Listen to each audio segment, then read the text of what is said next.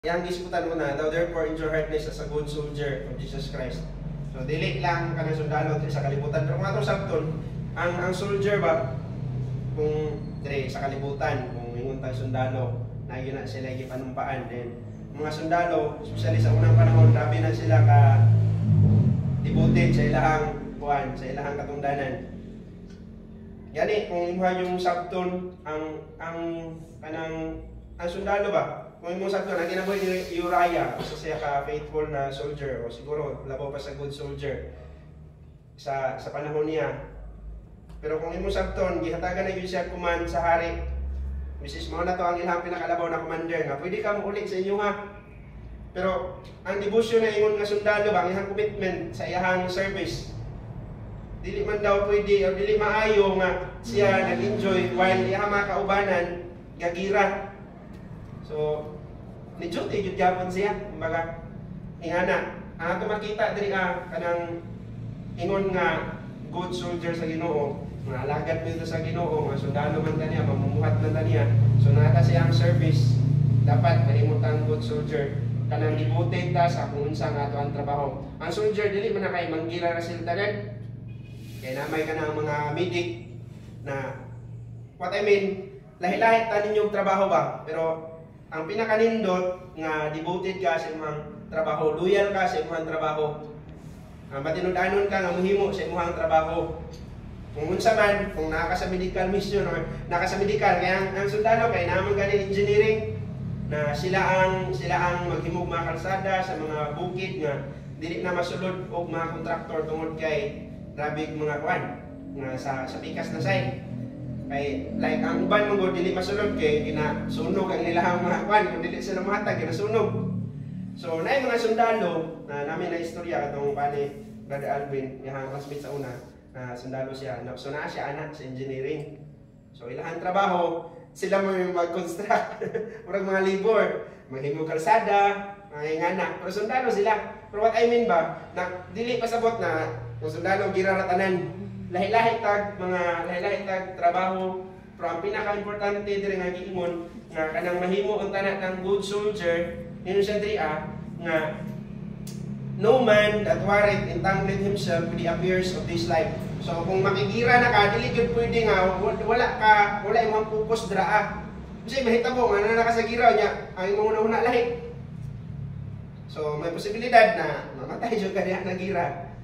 Something nga na. So, dili, ang iyang pasabot nga, kung naa na ka aning butanga, so, dapat jud nga, imuhan ng kalimtan, ang mga butang diri sa kalibutan. Pero sa kinabuhi, mas priority na jud nimo ang imong serbisyo na sa Ginoo. Kung sundalo, priority yun na nila ilang duty kontra sa pamilya.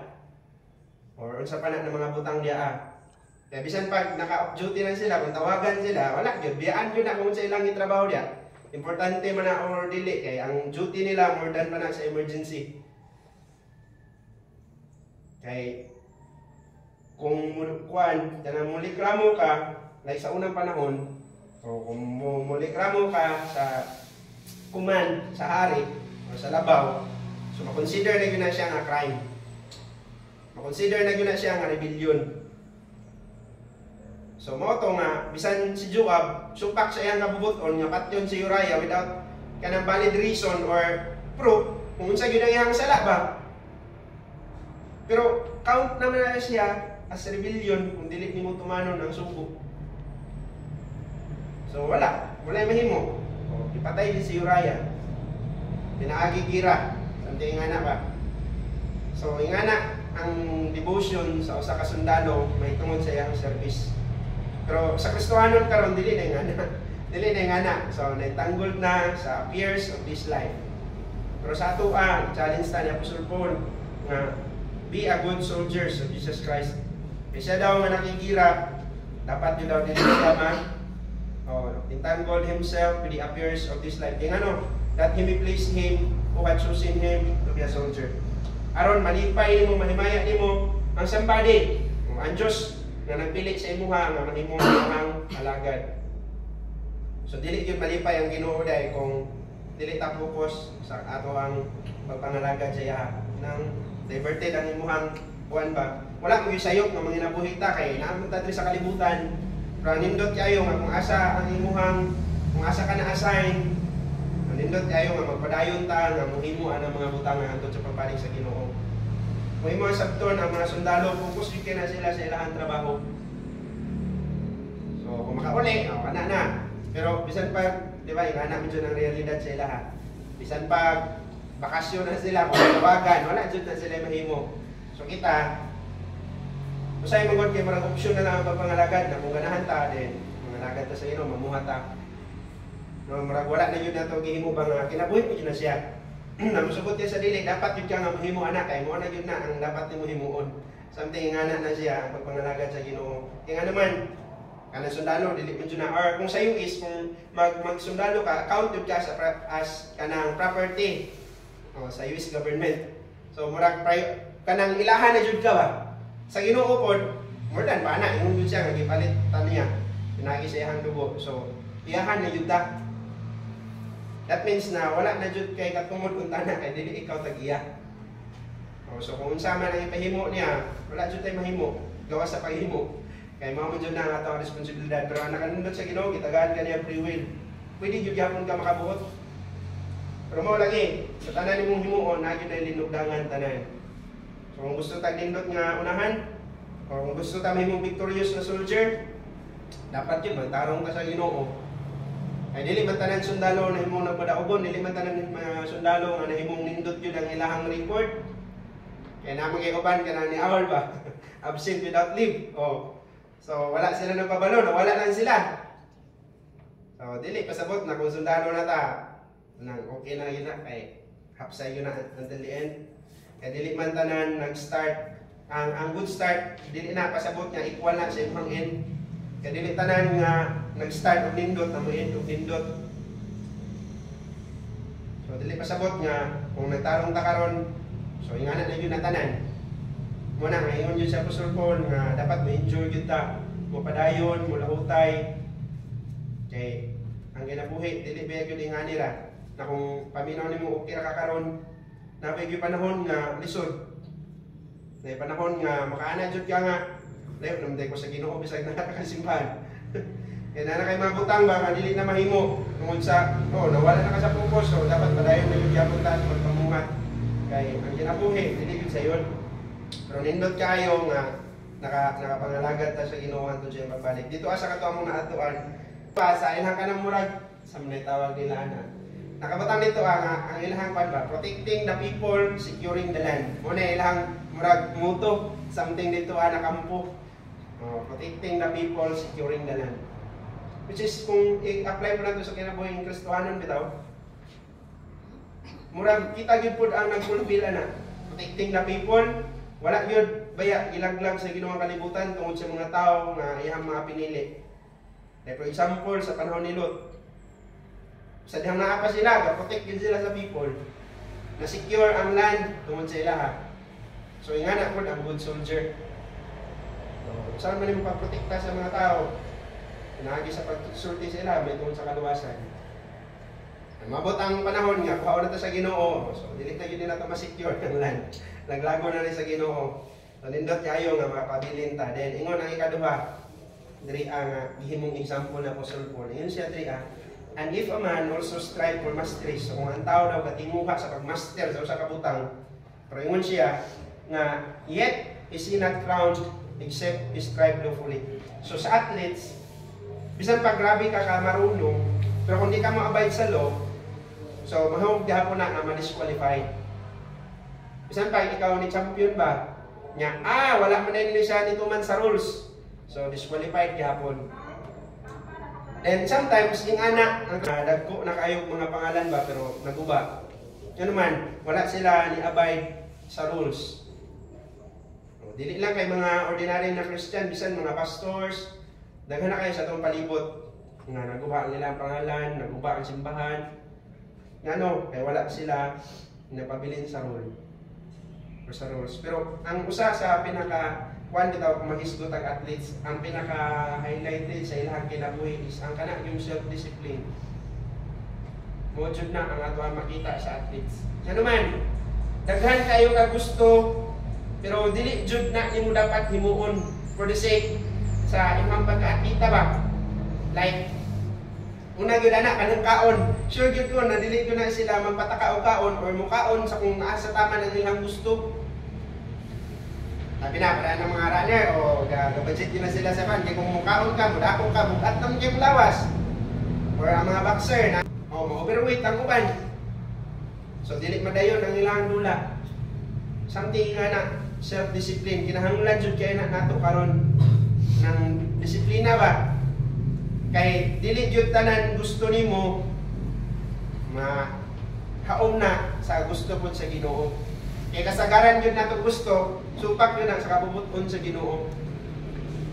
Pero yung kalimot na kung i-disiplina ka anong mga butanga, para na yun na sa atong kaayuhan. Kung yung mga sabto ng atlet, na sila po, normal na yun punta na tayo regular exercise, Bible reading, prayer. Pero sometimes, dili na yun na nato ginahimo exercise ta. Bible reading, prayer, kung yun na ang pinaka-importante. Mismo na yung pinaka-importante, kung yun po na yung malimtan. Ambot yung pila lang sa, kung yung mga irisyo ba, ano nga simbahan, na ba kahay, no, pila ka, katunga pa kaha nga, naghimo ang mga butanga, nga faithful yun, nakadaadlaw, ginahimo yun na niya, ginalong nga, muhimo, pila, makaabot pa kag katunga. Or basin na, isubra pa sa katunga. Kalindot na lang anak, kung yung anak tadriya. So ang pagkinabuhi atong hinumduman nga naagyo tay rules nga ginasunod. Ingon nga Kristohanon, more than patas athlete. Naagyo tay mga rules na ginasunod na tay mga dili pwede nga himuon, daghan. Na tay mga bawal, daghan kay tay self-discipline. Ngano? Ingon siya diri sa unahan na. Verse 5, and if a man also strive for masteries, yet he is not crowned, except he strive lawfully. So nahisgot siya dra ang crown. Sugot kayo sa dili, gantihan niyo sa Ginoo someday. Nagyoy giandam sa Ginoo. No. Kaya ang ingon. Then lastly, ingon siya diri sa verse number 6. The husbandman that laboreth must be first partaker of the fruits. So ang farmer, ano siya ito makita sa farmer? No, kahimo, galibor. Pero kung imo sabton ang iyang pagpamuhat kanang self-voluntary ba? Mura man na kung kanang naikwan ba? Like makabantay mo kanang usay ba kanang saman pasikat bitawag ana? Or saman kana magpa-pretend something nga niyon si pastor nga karong Saturday na ay mga taga-kapitol ng wanhi. Grabe kadaghan sa nangatin ato diri ang taga diri. Sayo pa kayo na anak. O, dabi kadaghan. Pero nga nang lagi pagkasunod ato, or before ato, nga nang gamay rin lagi. Nga pagkasunod ato, wala na sad. Pila lang po nang ni-attend. Nga naman, kung sa kaha, kung siya naa. Pero kung farmer ba, wala yun na siya nagbase kung kinsa iyang mahimong kauban nga ato sa field. Mamuhat yun na siya nga kinaugalingon dyan. Kunya jud gid ko ana, nga kanang mga farmer nga nang like kanang mananom or farmer pagyapon na kanang matawag nato kanang bisan kana lang mananggiti ha. Wala gyud na siya napugos nga padabuntag moadto kay ihang sanggutan diya sanggutan. Kinasing-kasing gyud na niya nga gihimo.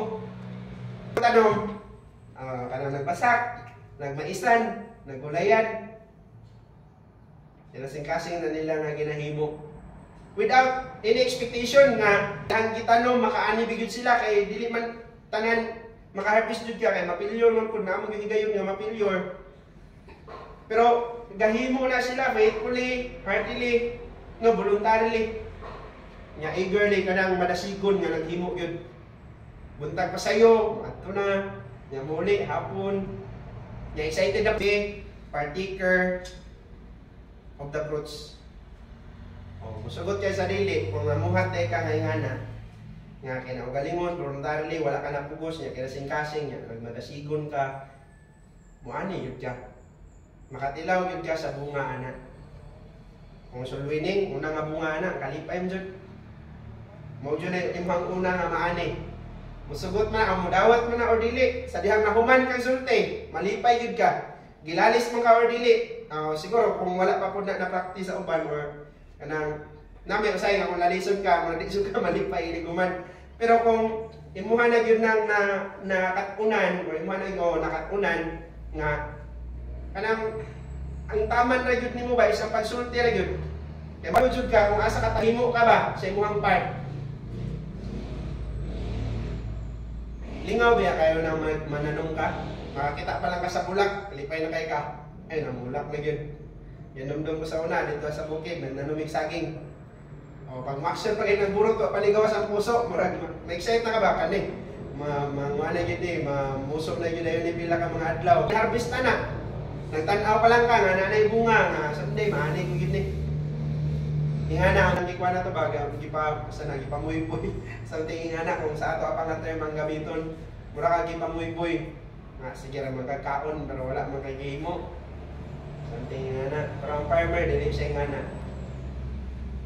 Kaya nga naman, yung pagkaon, nag-agad raman po na sa iyang gipanghimo. Kaya kung di siya mulihok, wala man siya makaon. Pero kita, gipakaon to sa Ginoo, wala pa tayo gihimo. More than para sa farmer, tanaw sa Ginoo sa ato ha. Pero ang kinaiya sa pagkibuhat sa Ginoo, wala pa kibuhat para sa iya ba? Gibuhit na kaniya. Pero dili, pasabot na kung mamuhat ka, ayahay na dyan kay gibuhit ka, wala pa ko lumuhat. Marang something, anak man ang una-una sa una. Nabuhi gali may nga kami sa Ginoo sa nakagnaa. Kung nana ka sa Ginoo, dili pud nga na gyud ayahay na dayon. Kanam gyud kalisdanan sa kinabuhi. Mo bitaw na ingon siya diri ang enjoy hardness. Dili gyud siya mingong enjoy hardness kung walay hardness sa kinabuhi. Ganong ginanta niya nga enjoy kay daghan kayo that is in Christ Jesus. So aron ta maka-enjoy sa pagpamunghat, ingon siya dira nga be strong in the grace. So, krasya gini sa Ginoo tanan. Pero ayaw kalimot nga ang mapainobsanon mao gyud ay nag-obtain og more grace. So, pabilin niya punta sa pagpamuhat. Kaya usay mo gud kanang daghan na kay nahimo, murag makaanak ka ba nga great na ka.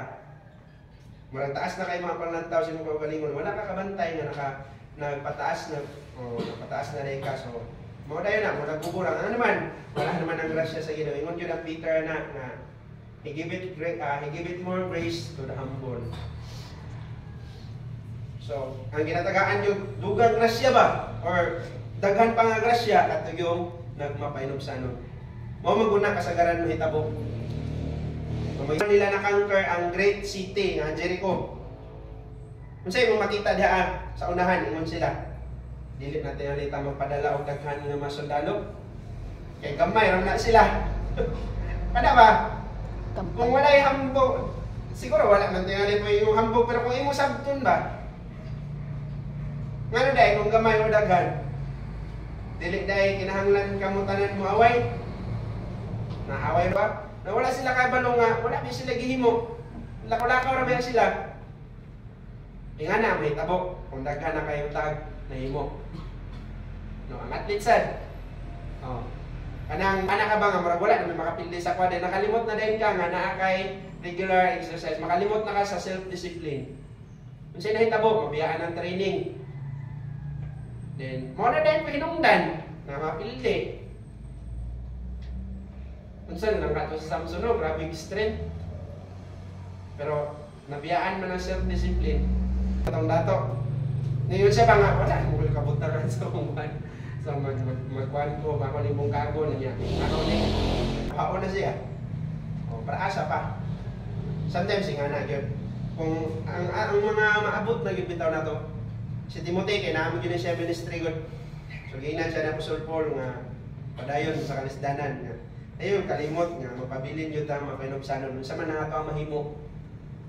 Nati activity nga ginatubang karon yung Sunday. So, ang kadaugan na ihagi na sa Ginoo. Pero nindot kayo, man na kayo mahimo. Pero ay, panghinambok nga, kung wala ka lang may ato, ambot lang kung nagmatter diha, kaya ang Ginoo daw, wala nagtanaw sa kurma, yung ng 1 Samuel, nagtanaw siya sa kasing-kasing. Punta nga mapinubsanon niya. Ayaw kalimot, tabaw sa tanan, ingon sa Apostle Paul, endure hardness as a good soldiers of Christ. Pero, ingon siya diraan, be strong in the grace of the Lord, that is in Christ Jesus. Pabilin ta sa grasya sa Ginoo.